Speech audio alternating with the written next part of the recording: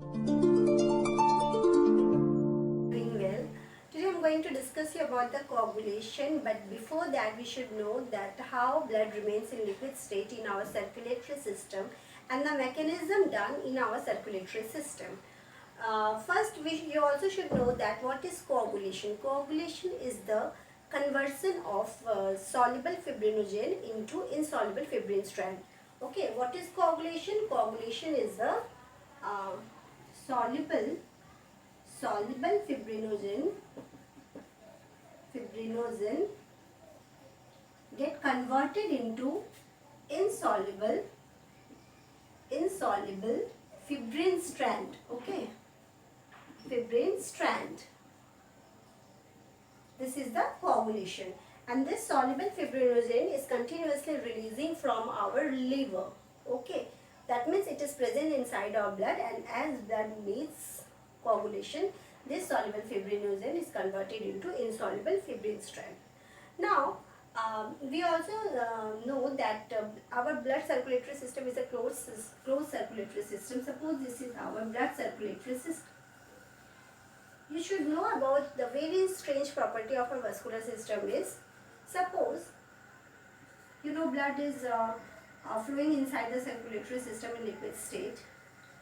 It is flowing inside the circulatory system in liquid state, but as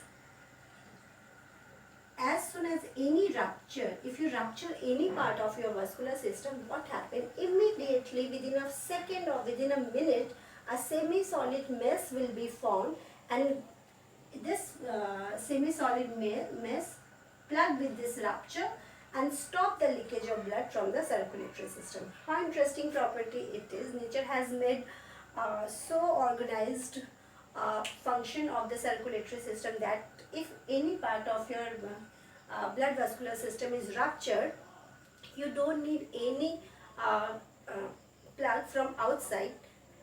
Blood itself make a semi-solid mass from its constituent and plug this rupture and stop the leakage of the blood from the circulatory system. Okay. Now, from this phenomena, we have two concepts. First is blood remain in liquid state in our circulatory system, and as blood needs the coagulation, blood makes itself a plug from its constituent. So this is the two concepts we are getting from this phenomena.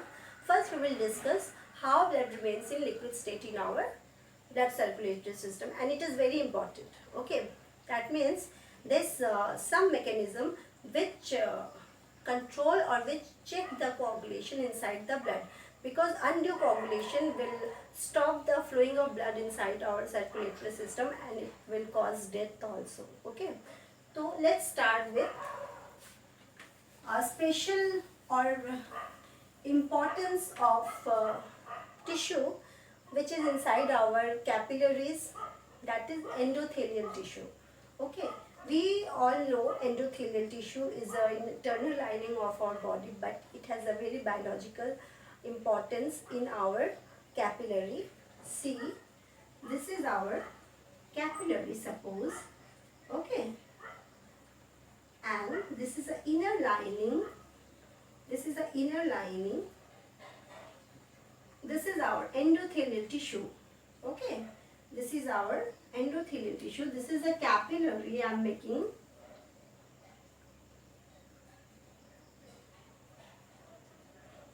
Okay,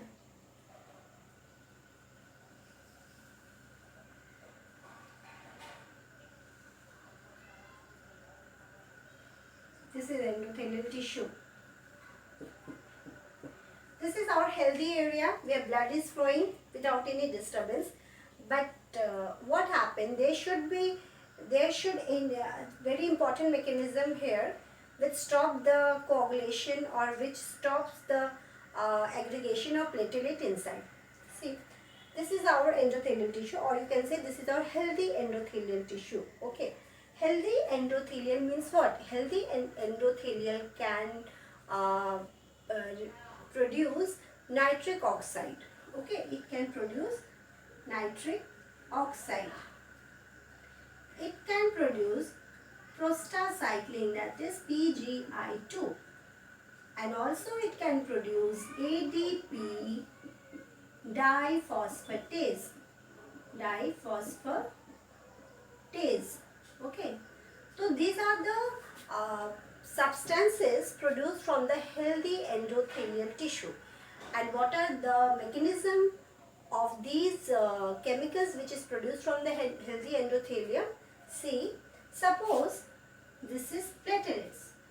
Platelet always tries to stick with endothelium, or you can say it always wanted to combine with the endothelium, or it always wanted to aggregate on the endothelium. But nitric oxide, prostacyclin and adenosine diphosphatase always repel the platelets away from the endothelium. Okay, it repels the platelets.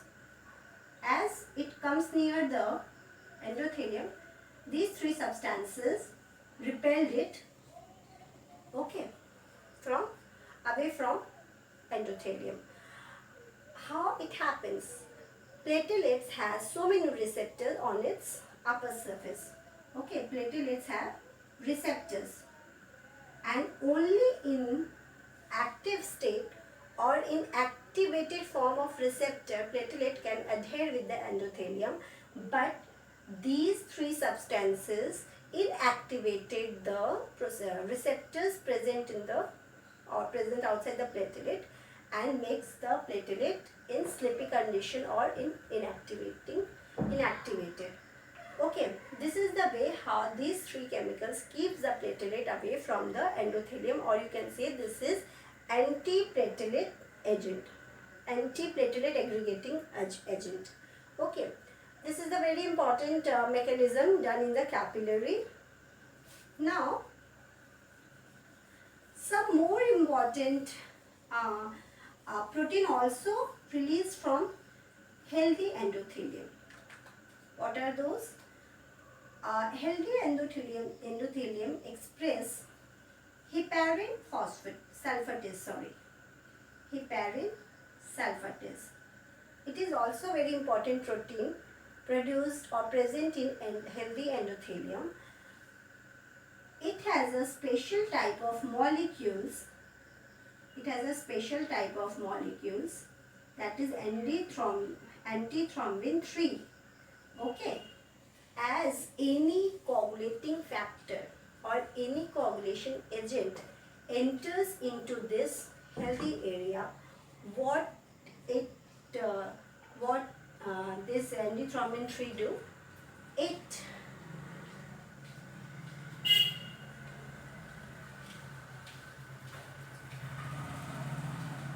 deactivates this antithrombin 3 deactivate or eats the thrombin factor number 9 and factor number 10. These are the factors of coagulation. We'll discuss about the coagulation. This antithrombin 3 is a special type of molecule present in heparin sulfatase. As it comes in contact with thrombin or any factors which propagate the coagulation, it becomes activated and it digests or eats the thrombin factor number 9 and factor number 10. This is a very important property of heparin sulfatase which is present in healthy endothelium. Next one, healthy endothelium also has a special type of protein, or you can say thrombin modulin. This is called thrombin modulin. As this thrombin modulin comes in contact with thrombin, thrombin is a coagulation factor, and these are the chemicals which are the enemy of coagulation factor. It won't allow any coagulation factor inside this healthy area. So as thrombin enters into this healthy area, what thrombin modulin do? It makes a special type of protein or C protein, you can say. This is C protein. Okay, this C protein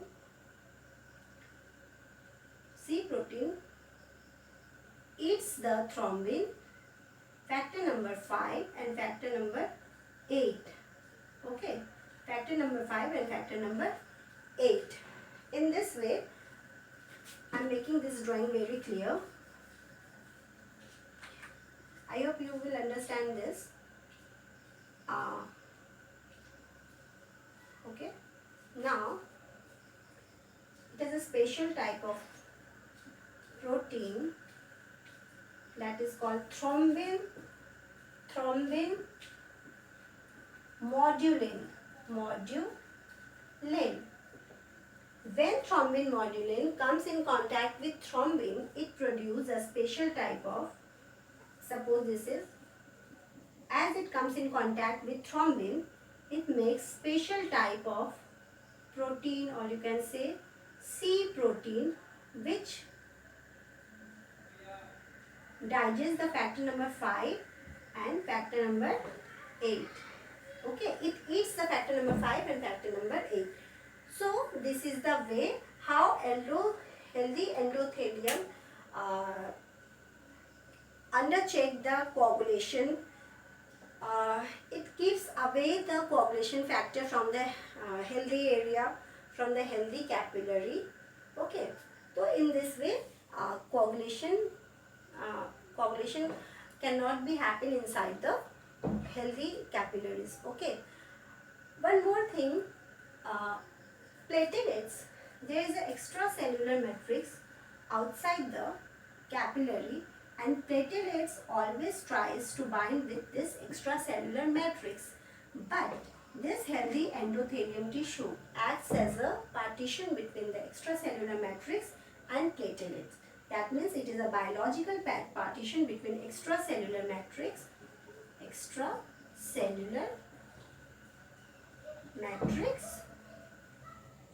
and platelets. Okay, so this is all about the healthy endothelium or healthy endothelial tissue.